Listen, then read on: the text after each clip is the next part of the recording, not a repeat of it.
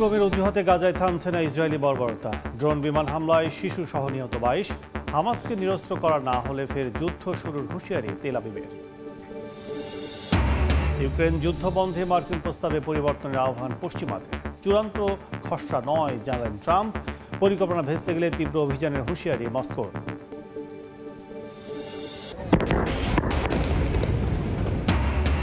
মিয়ানমারের 200 scam centre গুড়িয়ে দিল জান্তা বাহিনী। 22,000 ফোন জব্দ, আটক 1,000। নির্বাচনের আগে বিদ্রোহীদের সঙ্গে সংঘাতে শতাধিক সেনা নিহত। কাঠমান্ডুতে নেপালের ক্ষমতাচ্যুত প্রধানমন্ত্রী কেপি শর্মা ওলির বিশাল র্যালি। পার্লামেন্ট পুনর্বহালের দাবি, তরুণদের প্রতি জানালেন সমর্থন।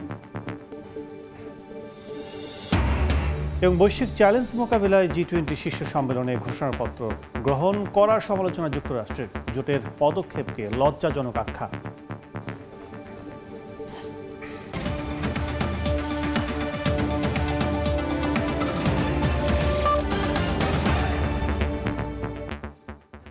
আন্তর্জাতিক সময়ের সঙ্গে আছে আমি কাজল আব্দুল। গাজায় ইসরায়েলের ড্রোন ও বিমান হামলায় 4 শিশু সহ অন্তত 22 জন নিহত হয়েছেন।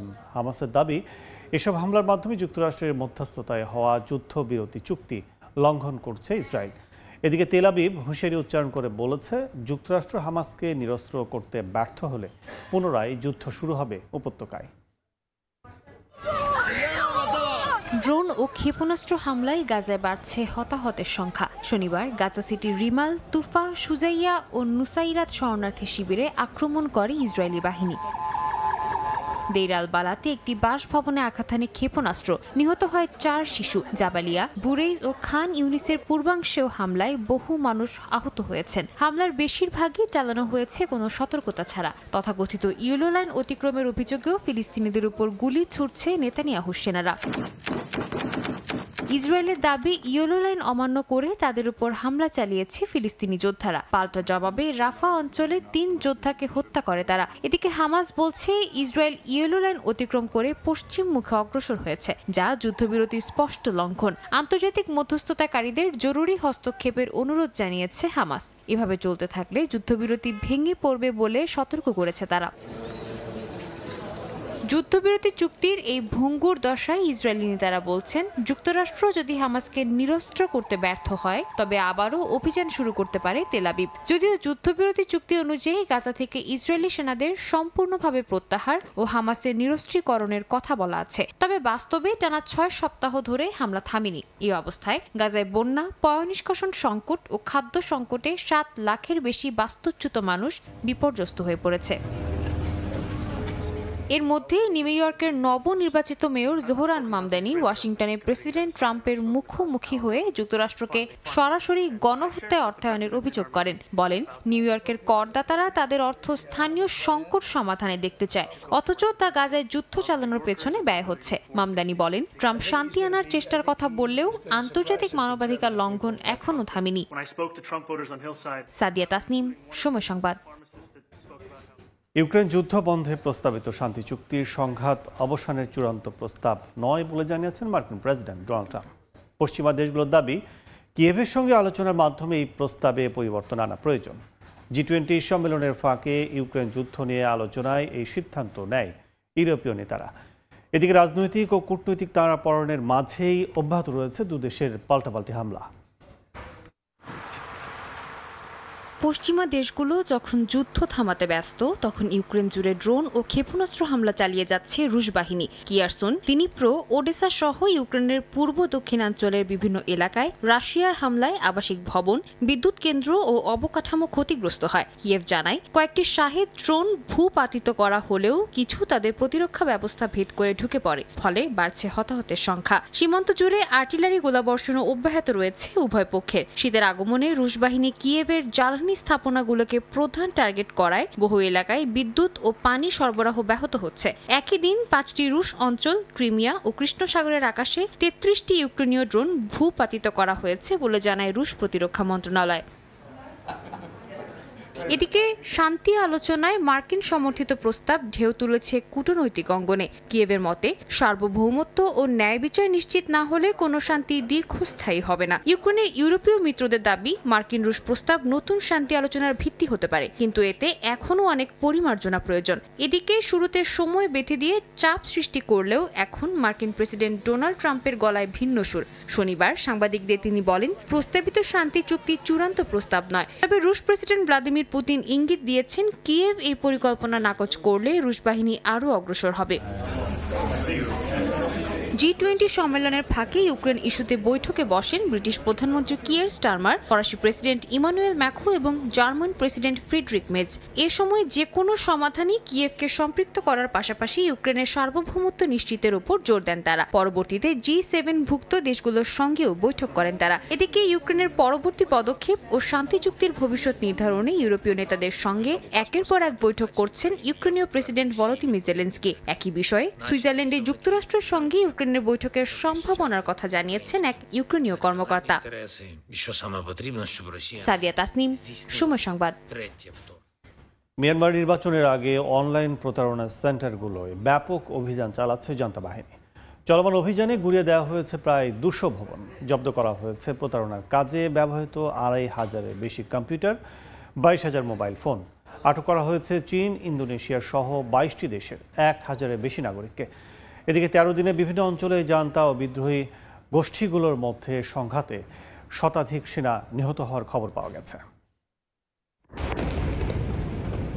মিয়ানমারের মিয়াওদ্দি শহরের বিতর্কিত কেকে পার্ক স্ক্যাম সেন্টার কম্পাউন্ডে ব্যাপক অভিযান চালিয়েছে জান্তা বাহিনী। গুড়িয়ে দিয়েছে প্রতারণার কাজে ব্যবহৃত 180টির বেশি ভবন। জব্দ করা হয় 2653টি কম্পিউটার ও প্রায় 22,000 মোবাইল ফোন। দেশটির রাষ্ট্রীয় গণমাধ্যমের তথ্য অনুযায়ী অভিযানে ইন্দোনেশিয়া, চীন, ইথিওপিয়া সহ 22টি দেশের 1000-এর বেশি নাগরিককে আটক করা হয়, যাদের অনেকের বিরুদ্ধে মানব পাচারের সঙ্গে জড়িত থাকার অভিযোগ রয়েছে। এর আগে গত মঙ্গলবার মিয়ানমারের সেনাপ্রধান মিং অং হ্লাইংয়ের নির্দেশে মানব পাচার ও অনলাইন প্রতারণা চক্রের প্রধান ঘাঁটি হিসেবে পরিচিত সীমান্ত শহর মিয়াওদ্দিতে অভিযান শুরু হয়। যৌথ এ অভিযানে অংশ নেয় দেশটির সামরিক বাহিনী ও কারেন ন্যাশনাল আর্মি। স্ক্যাম সেন্টারগুলো এশিয়া, আফ্রিকা, চীন, ভারত সহ বহু দেশের মানুষকে চাকরির লোভ দেখিয়ে মিয়ানমার সীমান্তে নেয়ার পর তাদের আটকে রেখে প্রতারণার কাজ করতে বাধ্য করত বলে অভিযোগ রয়েছে। কেউ এই কাজে অস্বীকৃতি জানালে চালানো হতো অমানবিক নির্যাতন।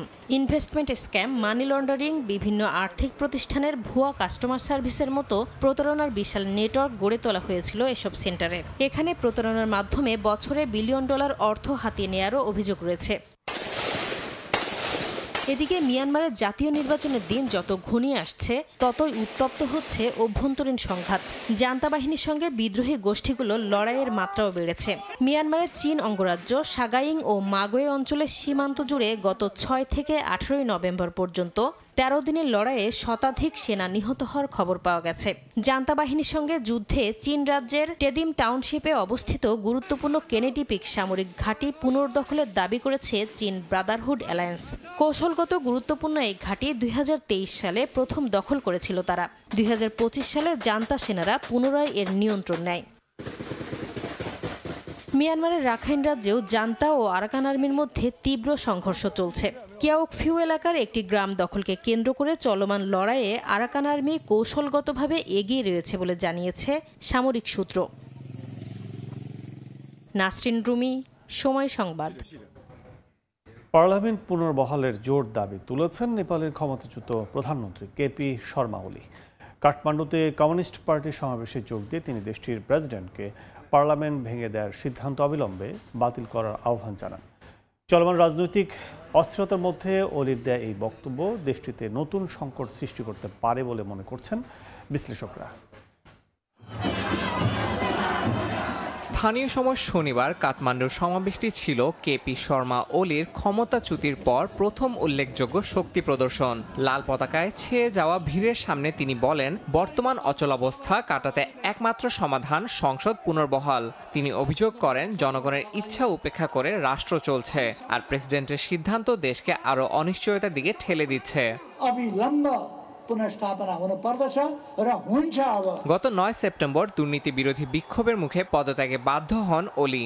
জেনজিরা কারফিউ উপেক্ষা করে রাস্তায় নামলে প্রথম দিনের সংঘর্ষে বেশ কয়েকজন নিহত হন। পুলিশের সঙ্গে ধস্তাধস্তি, টিয়ার শেল ও রাবার বুলেট নিক্ষেপ সব মিলিয়ে কয়েক ঘন্টার মধ্যে পরিস্থিতি নিয়ন্ত্রণের বাইরে চলে যায়। বিক্ষোভের মূলে ছিল সামাজিক যোগাযোগ মাধ্যমে নিষেধাজ্ঞা। সংসদ ভবনের সামনে জড়ো হওয়া বিক্ষোভকারীদের ছত্রভঙ্গ করতে বল প্রয়োগের পরই সরকার নিষেধাজ্ঞা তুলে নেয়। তরুণদের অভিযোগ, রাজনীতিক ও তাদের পরিবার বিলাসী জীবনে মত্ত আর কর্মসংস্থানের অভাবে প্রতিদিন হাজারো তরুণ বিদেশে পাড়ি দিচ্ছেন। এই বৈপরীত্য থেকেই আন্দোলন আরও বিস্তৃত হয়। সমাবেশে উপস্থিত দলীয় নেতারা অভিযোগ করেন রাষ্ট্র এখন অচলাবস্থায় আটকে আছে। ওলিও তার ভাষণে তরুণদের জাগরণকে সমর্থন জানিয়ে বলেন, তরুণদের দাবির প্রতি শ্রদ্ধা দেখাতে হবে। তার দাবি রাজনৈতিক স্থিতি ফেরাতে এবং জনগণের আস্থা পুনর্গঠনে সাংবিধানিক কাঠামো পুনরায় চালু করা ছাড়া আর কোনো পথ নেই। ইয়াসিন মোহাম্মদ জিসান, সময় সংবাদ। আন্তর্জাতিক সময় আরও থাকছে। ব্রাজিলের গৃহবন্দী সাবেক প্রেসিডেন্ট জয়ির বলসোনারোকে আটক করেছে পুলিশ, পাঠানো হয়েছে কারাগারে। পালিয়ে যাওয়ার ঠেকাতে পদক্ষেপ বলছে বিভিন্ন গণমাধ্যম।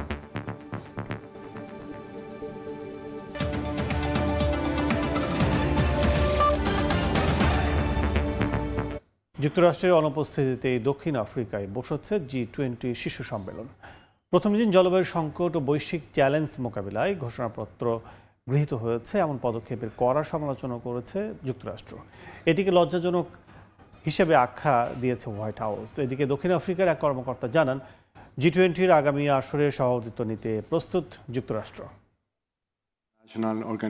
দক্ষিণ আফ্রিকায় শুরু হয়েছে এই বছরের G20 শীর্ষ সম্মেলন, তবে এতে উপস্থিত হয়নি যুক্তরাষ্ট্র। শ্বেতাঙ্গ আফ্রিকানদের ওপর নির্যাতনের অভিযোগ তুলে এবারের আয়োজন বয়কট করেন প্রেসিডেন্ট ডোনাল্ড ট্রাম্প। তবে হঠাৎই মত বদলেছেন তিনি, জানান মার্কিন কূটনীতিকদের ছোট একটি দল দক্ষিণ আফ্রিকা যাবে, তবে শুধুই 2026 সালের আয়োজনের সভাপতিত্ব গ্রহণের জন্য। প্রাথমিকভাবে একে নিয়ম বহির্ভূত বলে সমালোচনা করলেও শনিবার এই প্রস্তাবকে স্বাগত জানায় দেশটি। দক্ষিণ আফ্রিকার প্রশাসন জানিয়েছে প্রেসিডেন্টের বদলে তাদের কূটনৈতিকদের একজন সভাপতিত্ব হস্তান্তর করবে।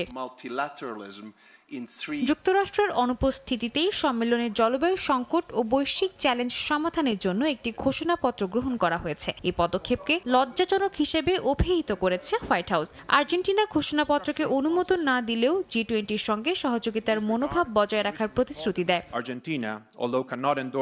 সম্মেলনে নেতারা জলবায়ু পরিবর্তনের বিরুদ্ধে ঐক্যবদ্ধ হয়ে বিশ্বব্যাপী কর্মসূচি নেওয়ার উপর গুরুত্ব আরোপ করেন, যা পরিবেশ সংরক্ষণ এবং উন্নয়নশীল দেশের অর্থনৈতিক চাহিদাকে সমানভাবে বিবেচনা করবে। অস্ট্রেলিয়ার প্রধানমন্ত্রী অ্যান্থনি আলবানিজ ও ইতালির প্রধানমন্ত্রী জর্জিয়া মেলোনি সহ অন্যান্য নেতারা পরিবেশ বান্ধব শক্তিতে স্থানান্তর করতে হলে অর্থনৈতিক নিরাপত্তা রক্ষার প্রয়োজনীয়তা উল্লেখ করেন।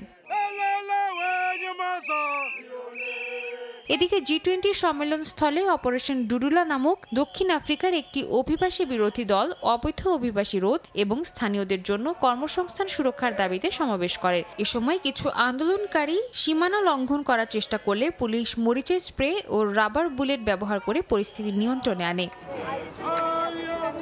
সাদিয়া তাসনিম, সময় সংবাদ।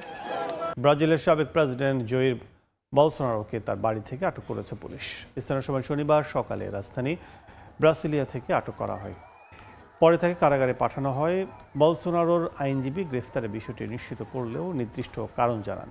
বিভিন্ন গণমাধ্যম বলছে, পুলিশি নজরদারি বাধাগ্রস্ত করতে বাড়ির সামনে সমর্থকদের জড়ো হওয়ার পরিকল্পনা আর বলসোনারোর পালিয়ে যাওয়া ঠেকাতেই এমন পদক্ষেপ নেওয়া হয়েছে।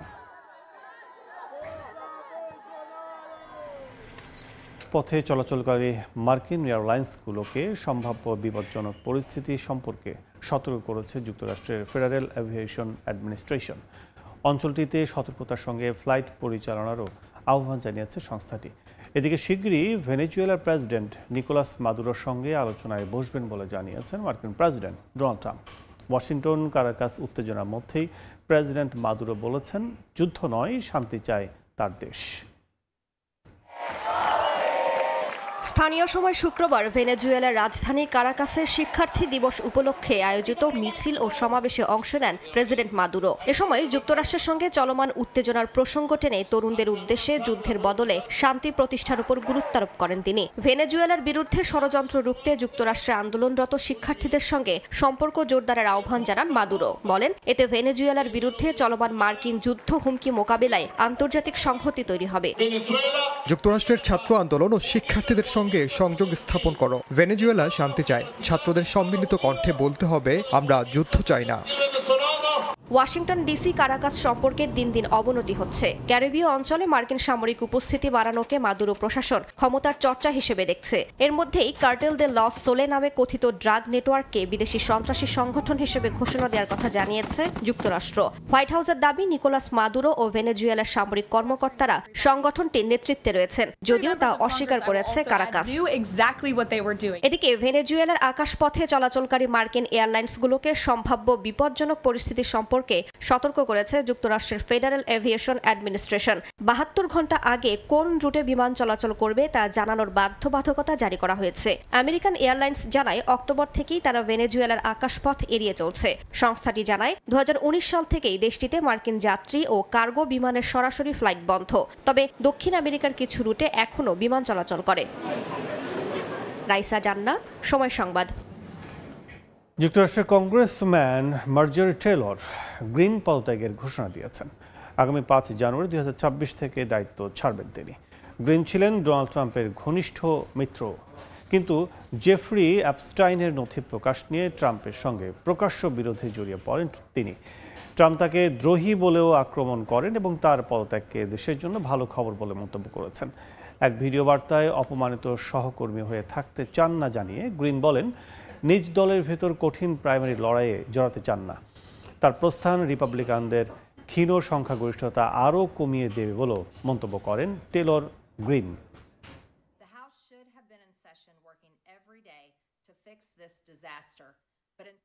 $1 ট্রিলিয়ন মাইলফলক ছুঁল মার্কিন ওষুধ প্রস্তুতকারী প্রতিষ্ঠান ইলাই লিলি। এর মধ্য দিয়ে প্রথম কোনো ফার্মাসিউটিক্যাল কোম্পানি হিসেবে টেক জায়ান্টদের দলে প্রবেশ করল। এবছরে তাদের 35% বেশি শেয়ার দর বেড়েছে দ্রুত ওজন কমানোর ওষুধের বাজার থেকে। গত 2 বছরে নতুন অত্যন্ত কার্যকর স্থূলতার চিকিৎসার ওষুধ বাজারে আসার পর এই সেগমেন্ট স্বাস্থ্যসেবার সবচেয়ে লাভজনক খাতে উঠে এসেছে। শুধু লিলি নয়, পুরো মার্কিন বাজারের তুলনায়ও লিলির অগ্রগতি অনেক দ্রুত। সর্বশেষ প্রতিষ্ঠানটি জানায়, স্থূলতা ও ডায়াবেটিস ওষুধ থেকে তাদের আয় হয়েছে $10 বিলিয়ন বেশি, যা তাদের মোট আয়ের অর্ধেকেরও বেশি।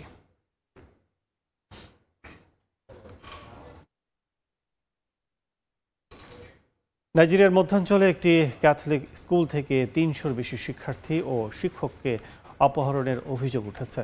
দেশটির ক্রিশ্চিয়ান অ্যাসোসিয়েশন জানিয়েছে, স্থানীয় সময় শুক্রবার নাইজারের পাপিরি এলাকার সেন্ট ম্যারিজ স্কুল থেকে 303 শিক্ষার্থী ও 12 শিক্ষককে তুলে নিয়ে যায় অস্ত্রধারীরা। অপরাধীদের উদ্ধারে অভিযান শুরু করেছে দেশটির নিরাপত্তা বাহিনী।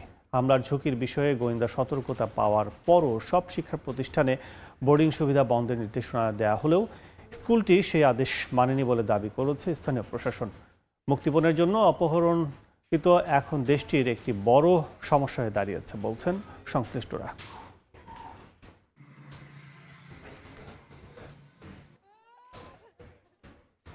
আন্তর্জাতিক সময় আরও থাকছে। জলবায়ু সম্মেলনে উন্নয়নশীল দেশগুলোকে আর্থিক সহায়তা দিতে চুক্তি সই। স্বাগত জানালো ইউরোপীয় ইউনিয়ন, কড়া সমালোচনা পানামার। দক্ষিণাঞ্চলে হাত ইয়াই জেলার ভারী বৃষ্টিতে আকস্মিক বন্যা পরিস্থিতির সৃষ্টি হয়েছে।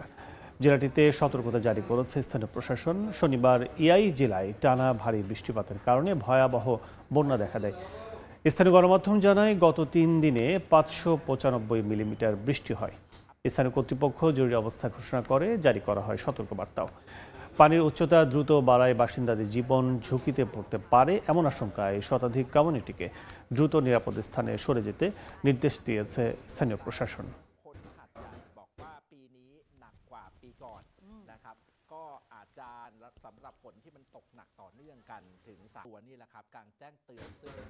শ্বাসরুদ্ধকর বায়ু দূষণের চাপে ভারতের দিল্লি ও পাকিস্তানের লাহোর ধোঁয়াশায় দুই নগরীর বায়ুমান বিপজ্জনক পর্যায়ে পৌঁছেছে। দিল্লিতে সবচেয়ে বেশি বিপাকে পড়েছেন খেটে খাওয়া সাধারণ মানুষ। আর লাহোরে আদালত কঠোর হওয়ার পরও বাড়ছে নির্মাণ কাজ ও যানবাহনের দাপট। পরিস্থিতি নিয়ন্ত্রণে শহরটিতে 2 সপ্তাহ পরিবেশ পর্যবেক্ষণ স্কোয়াড মোতায়েনের নির্দেশ দিয়েছেন আদালত।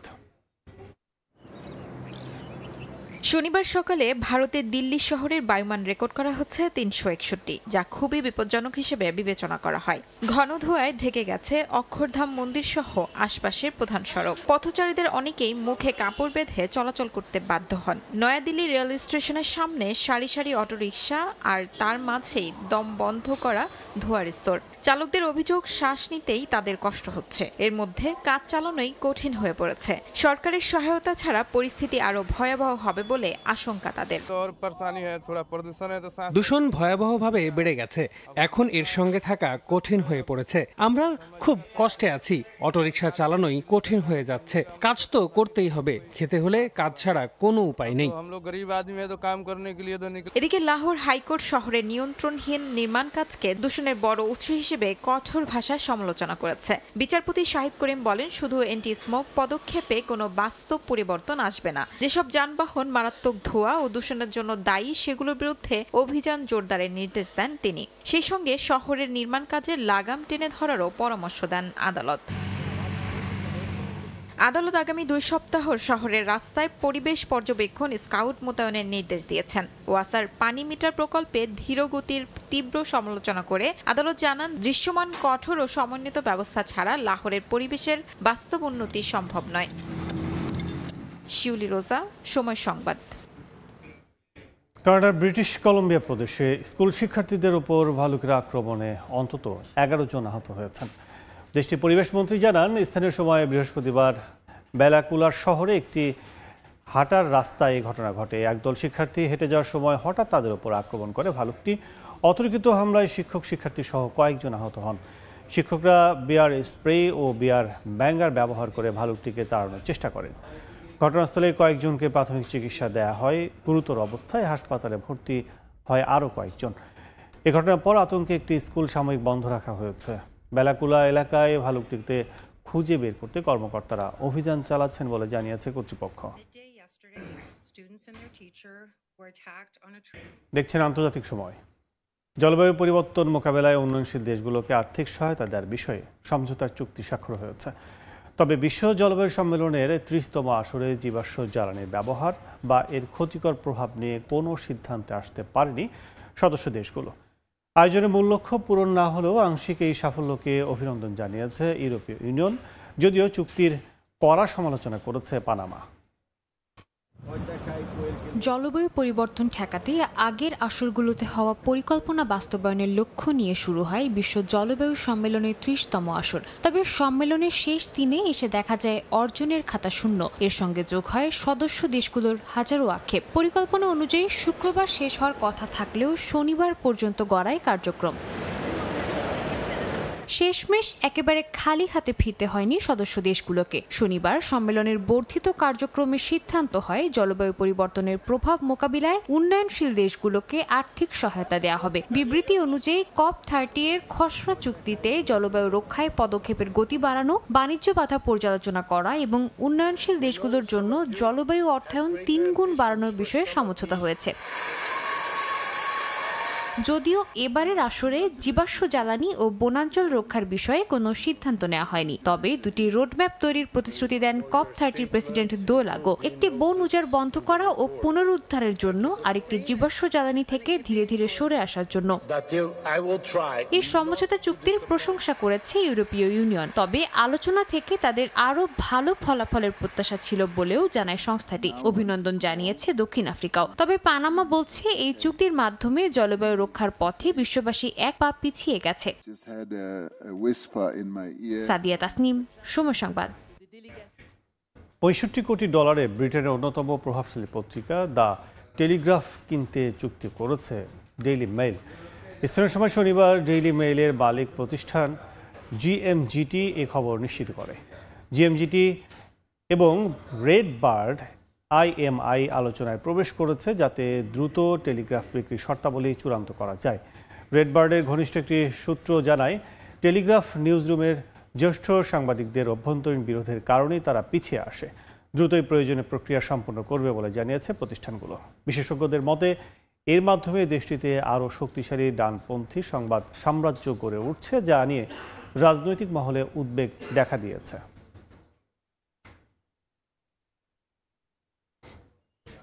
দেখছেন আন্তর্জাতিক সময়। সৌদি আরবের রাজধানী রিয়াদে যথাযোগ্য মর্যাদায় উদযাপিত হয়েছে বাংলাদেশের 54তম সশস্ত্র বাহিনী দিবস 2025। শুক্রবার সন্ধ্যায় ডিপ্লোম্যাটিক কোয়ার্টারের কালচারাল সেন্টারে এ উপলক্ষে এক বর্ণাঢ্য সংবর্ধনা অনুষ্ঠানের আয়োজন করে রিয়াদস্থ বাংলাদেশ দূতাবাস। রিয়াদ থেকে আরিফুর রহমানের রিপোর্টে বিস্তারিত। বিদেশের মাটিতে সশস্ত্র বাহিনী দিবসের আয়োজন ঘিরে সৌদি আরবের রাজধানী রিয়াদের ডিপ্লোম্যাটিক কোয়ার্টারের কালচারাল সেন্টারে উৎসব মুখর পরিবেশের সৃষ্টি হয়। অনুষ্ঠানে যোগ দেন বিভিন্ন দেশের রাষ্ট্রদূত, ডিফেন্স অ্যাটাসে, কূটনীতিক ও সৌদি আরবের উচ্চপদস্থ সরকারি কর্মকর্তা সহ নানা শ্রেণী পেশার প্রবাসী বাংলাদেশি। অনুষ্ঠানের প্রধান অতিথি ছিলেন সৌদি প্রতিরক্ষা মন্ত্রণালয়ের মেজর জেনারেল মোহাম্মদ বিন আবদুল্লাহ আল শাহরানি। রিয়াদে বাংলাদেশ দূতাবাসের সকল সদস্যের পক্ষ থেকে আপনাদের সবাইকে স্বাগত জানাতে পেরে আমি সত্যিই আনন্দিত। আমরা আজ 54তম সশস্ত্র বাহিনী দিবস উদযাপন করছি। এই দিনে আমি কৃতজ্ঞতার সঙ্গে স্মরণ করি আমাদের সেই সশস্ত্র বাহিনীর সদস্যদের, যারা দেশের জন্য জীবন দিয়েছেন।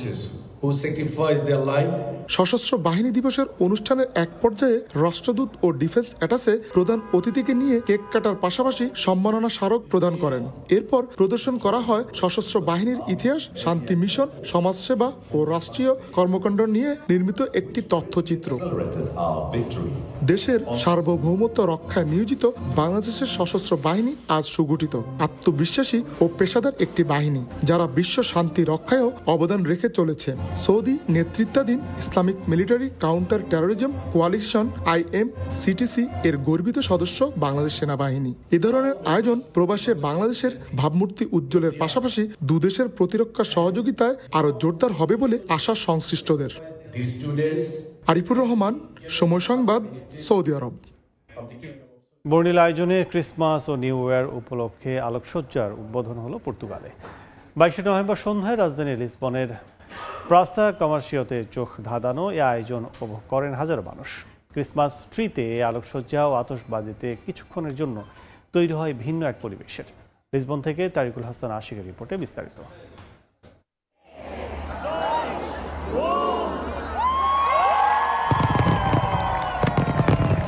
কাউন্টডাউনের সাথে হাজারো দৃষ্টি লিসবনের প্রাসা কমার্সিওর ক্রিসমাস ট্রির দিকে। ঠিক 6:30টায় আলোকিত হয়ে ওঠে প্রতীকী ক্রিসমাস ট্রি। 22 নভেম্বর শনিবার বড়দিন ও খ্রিস্টীয় নববর্ষকে সামনে রেখে পর্তুগিজদের ঐতিহ্যবাহী এ আলোকসজ্জা চলে খানিকটা সময়। মনোমুগ্ধকর আয়োজন উপভোগ করেন হাজারো দর্শনার্থী। আলোকসজ্জার পাশাপাশি টাগুস নদীতে দৃষ্টিনন্দন আতশবাজির খেলা নজর কাড়ে সবার। কিছুক্ষণের জন্য ভিন্ন এক জগতে হারিয়ে যায় হাজারো মানুষ। এরপর পর্তুগালের ঐতিহ্যবাহী ফাদো কনসার্ট উপভোগ করেন তারা। চমৎকার এই আয়োজন উপভোগ করেন প্রবাসী বাংলাদেশিরাও। প্রতি বছর নভেম্বরের এই তৃতীয় সপ্তাহেই এই আলোর উৎসব শুরু হয় রাজধানী লিসবনে। যে লিসবনকে বলা হয় 300 দিনের সূর্যের শহর, সেই ডিসেম্বরে এই তৃতীয় সপ্তাহে এটি রাতের আলোর শহর। মূলত এই আলোকসজ্জার মধ্য দিয়েই প্রতি বছর পর্তুগালের শীতের উৎসব শুরু হয় এবং পুরো ডিসেম্বর মাস জুড়ে এটা চলে। বর্ণিল এই আলোকসজ্জার উদ্বোধনকে ঘিরে পর্যটকের ঢল নামে রাজধানী লিসবনে। উৎসবপ্রিয় জাতি হিসেবে ইউরোপে বিশেষ খ্যাতি রয়েছে পর্তুগিজদের। তারই অংশ হিসাবে আজকের এই আলোকসজ্জার মাধ্যমে মূলত ক্রিসমাস ও নতুন বছরকে বরণ করে নেওয়ার ক্ষণগণনা শুরু করলো পর্তুগালবাসী। এই উন্মাদনা চলবে জানুয়ারির প্রথম সপ্তাহ পর্যন্ত। তারিকুল হাসান আশিক, সময় সংবাদ, লিসবন, পর্তুগাল। ফিনল্যান্ডের রাজধানী হেলসিঙ্কিতে অনুষ্ঠিত হলো ক্রিসমাস ওপেনিং প্যারেড ও শীতকালীন উৎসব। এই উৎসব ঘিরে আয়োজিত শোভাযাত্রায় নাচে গানে মেতে ওঠেন নগরবাসী। বর্ণিল আলোকসজ্জায় সুশোভিত হয়ে ওঠে হেলসিঙ্কি সেন্টার। স্থানীয় সময় শনিবার হয় এই জমকালো উৎসব উপভোগ করতে ভিড় করেন নগরের বাসিন্দারা। ফিনল্যান্ড থেকে মহিউদ্দিন মধুর রিপোর্টে বিস্তারিত।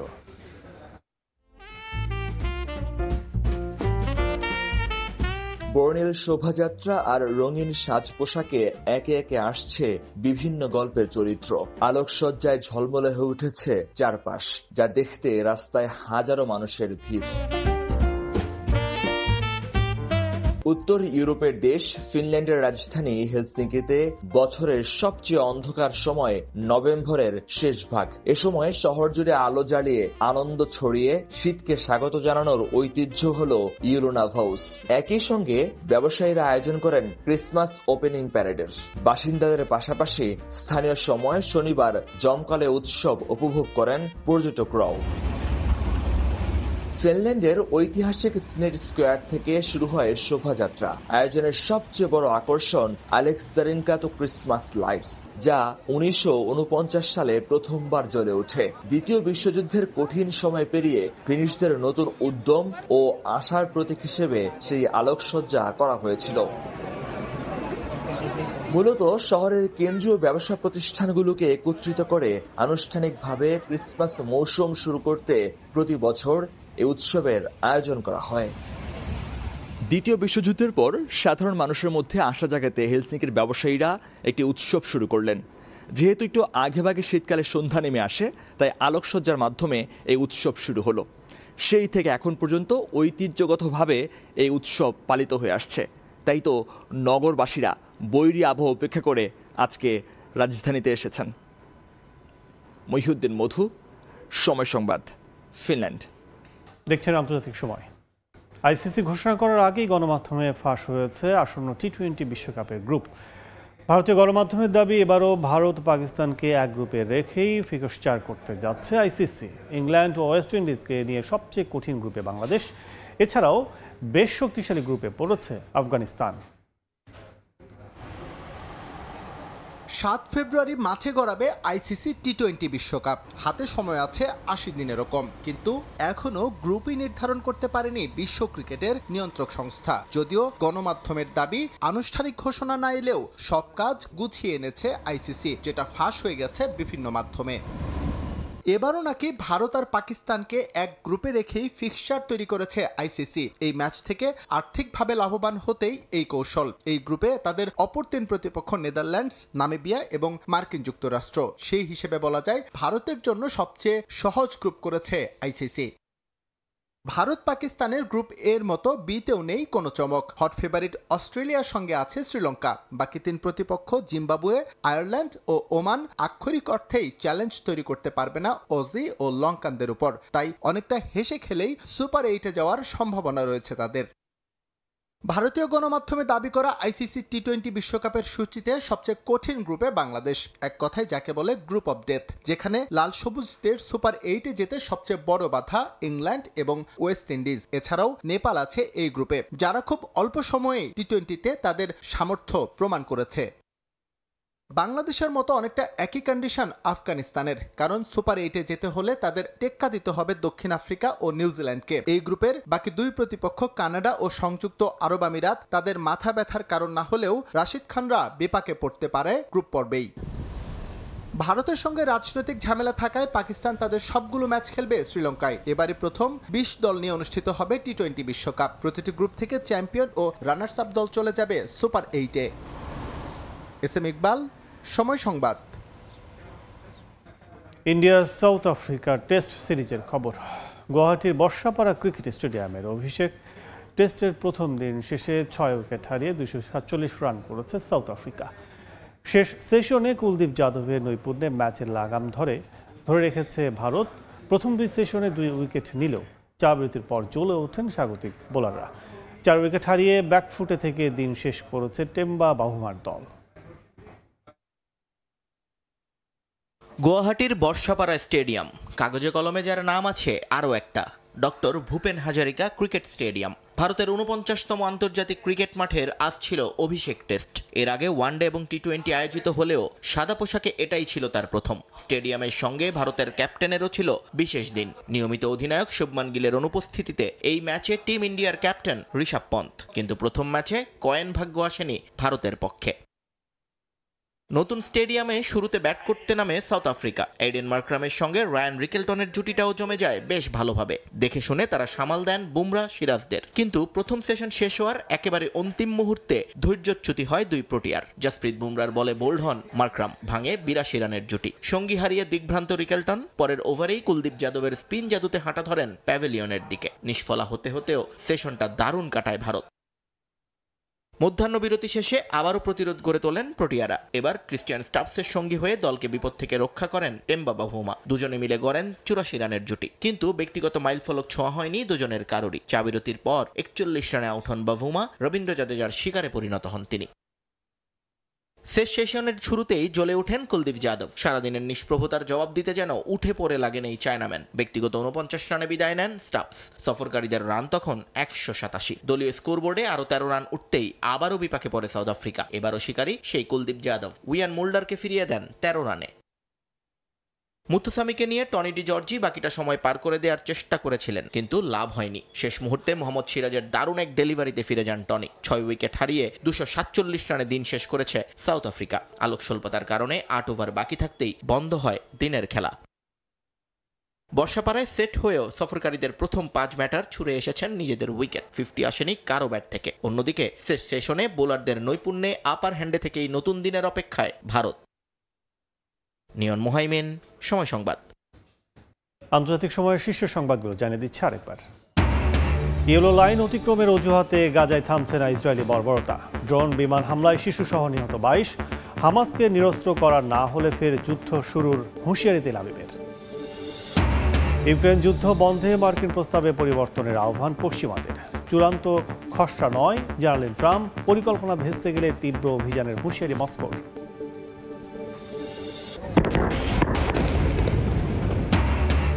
মিয়ানমারে 200 স্ক্যাম সেন্টার গুড়িয়ে দিল জান্তা বাহিনী। 22,000 ফোন জব্দ, আটক 1,000। নির্বাচনের আগে বিদ্রোহীদের সঙ্গে সংঘাতে শতাধিক সেনা নিহত।